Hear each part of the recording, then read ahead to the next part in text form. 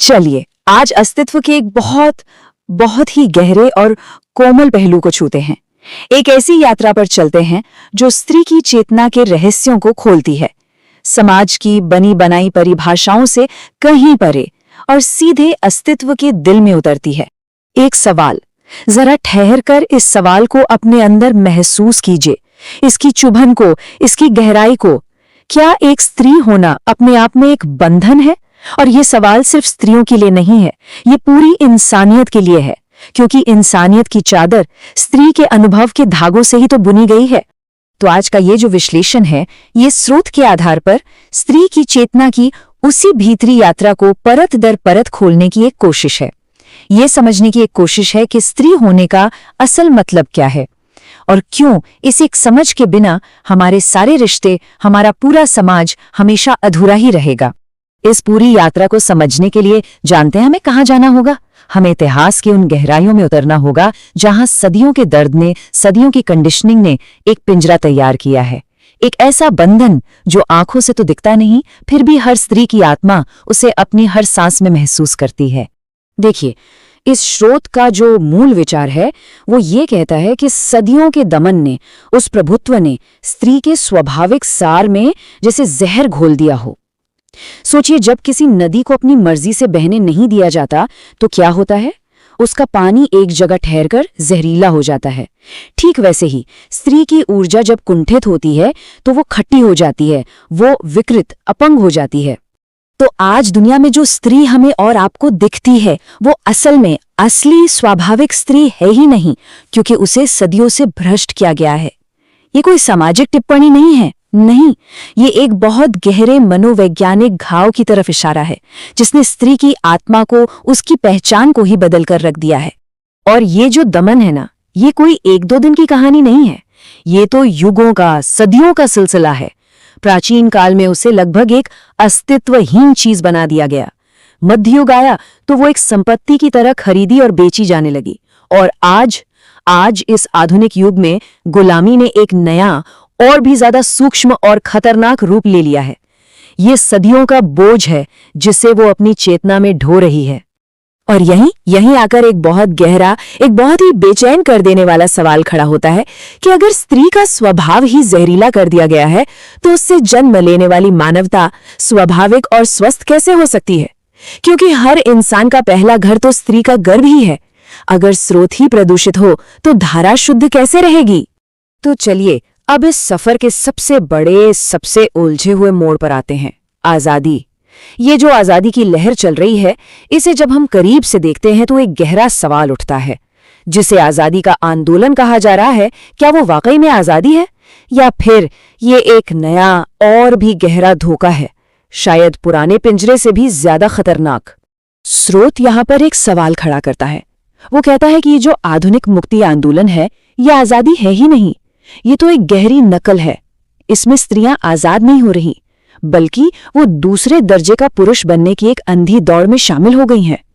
वो अपना स्वभाव नहीं खोज रही, नहीं, वो पुरुष की परछाई बनने की कोशिश कर रही हैं। यहां जो आप फर्क देख रहे हैं, ये सिर्फ शब्दों का नहीं है, ये बहुत गहरा है। एक तरफ है असली आजादी जो अपने स्त्रीत्व में खिलती है, जहां कोमलता है, करुणा है, एक गरिमा है, जहां भीतर का फूल अपनी खुद की सुगंध बिखेरता है।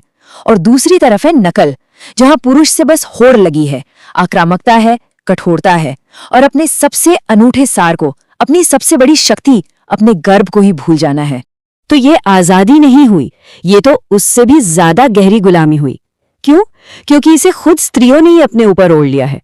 और देखिए, जब कोई दूसरा गुलामी थोपता है तो आप उसके खिलाफ विद्रोह कर सकते हैं, लेकिन जब कोई आजादी के नाम पर खुद पर ही गुलामी थोप ले तो फिर विद्रोह की कोई गुंजाइश ही नहीं बचती।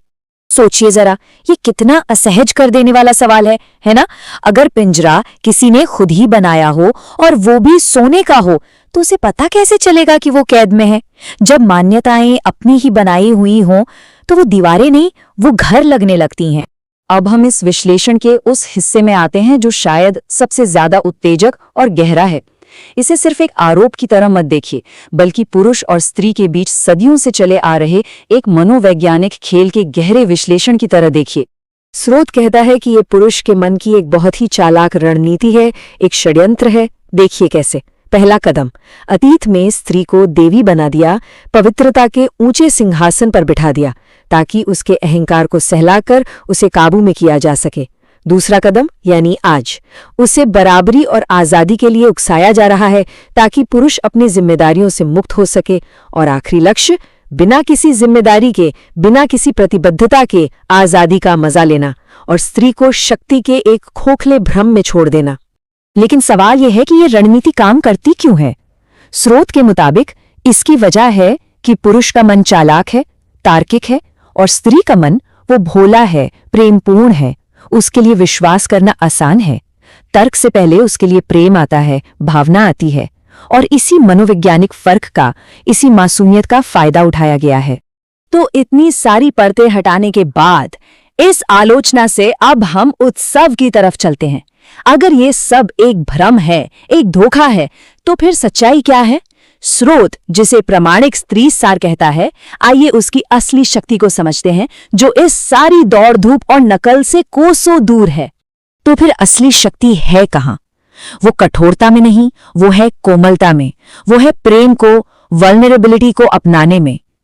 पुरुषों से होड़ करने में स्त्रियां कठोर और सूखी हो जाती हैं, लेकिन उनकी असली ताकत और पूरी मानवता की एकमात्र उम्मीद उनकी स्वाभाविक कोमलता और प्रेम करने की क्षमता में ही है। एक प्रामाणिक स्त्री वो कौन है? वो है जो सृजन में रुचि रखती है, घर में, गर्भ में। वो कोमल है, कठोर नहीं। वो अपने स्त्रीत्व में एक फूल की तरह खिलती है, पुरुष बनने की कोशिश नहीं करती। वो पुरुष की ध्रुवीय विपरीत है, और यही अंतर, यही वो चुंबकीय आकर्षण और जीवन का संगीत पैदा करता है। और वही मानवता के बचे रहने की आखिरी उम्मीद है। और यहीं पर आकर ये पूरा का पूरा तर्क जैसे सिर के बल खड़ा हो जाता है। दुनिया को बचाने के लिए ये जरूरी नहीं है कि स्त्री पुरुष जैसी बने, बल्कि जरूरत इस बात की है कि पुरुष थोड़ा और स्त्री जैसा बने, थोड़ा और प्रेमपूर्ण, थोड़ा और कोमल, थोड़ा और धैर्यवान। मानवता के विकास के लिए ये एक बिल्कुल ही अलग, एक क्रांतिकारी रास्ता है। चलिए अब इस पूरी बातचीत को इसके सबसे ऊंचे, इसके अंतिम दार्शनिक पड़ाव पर लेकर चलते हैं।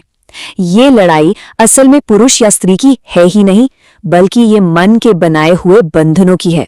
और असली मुक्ति एक ऐसी अवस्था है जो लिंग की पहचान से भी परे चली जाती है। तो फिर सच्ची मुक्ति क्या है? सच्ची मुक्ति वो अवस्था है जहां मन की सारी कंडीशनिंग्स, सारे बंधन टूट जाते हैं। और ये स्त्री और पुरुष दोनों के लिए है। ये लिंगों की लड़ाई से आगे बढ़कर एक साझा मानवीय यात्रा है, जहां दोनों दुश्मन नहीं बल्कि सहयोगी बनकर एक दूसरे को विचारों और पहचानों से परे जाने में मदद करते हैं। एक बात साफ समझनी होगी, स्त्री और पुरुष बराबर नहीं हैं। वो अद्वितीय हैं, अलग हैं, एक दूसरे के ध्रुवीय विपरीत। और यही अंतर है, यही अंतर प्रेम, आकर्षण और जीवन की सारी खूबसूरती का स्रोत है। बराबरी की इस अंधी खोज में हम उसी ध्रुवीयता को नष्ट कर रहे हैं जो अस्तित्व की चिंगारी पैदा करती है। कल्पना कीजिए, जब एक असली प्रामाणिक पुरुष एक असली प्रामाणिक स्त्री के संपर्क में आता है, तो वो दो ध्रुवों की तरह एक दूसरे को खींचते हैं, और उनका वो मिलन, वो एक जबरदस्त आशीर्वाद होता है, एक वरदान। ये मानवीय रिश्तों की उस सुंदर, उस दिव्य संभावना की तस्वीर है जब प्रामाणिक पुरुषत्व और स्त्रीत्व का मिलन होता है। और अब इस पूरी यात्रा के अंत में ये प्रश्न अपने भीतर उतरने दे, क्या पुरुष और स्त्री के इन लेबलों से, इन पहचानों से परे जाकर उस मूल इंसान को देखना संभव है?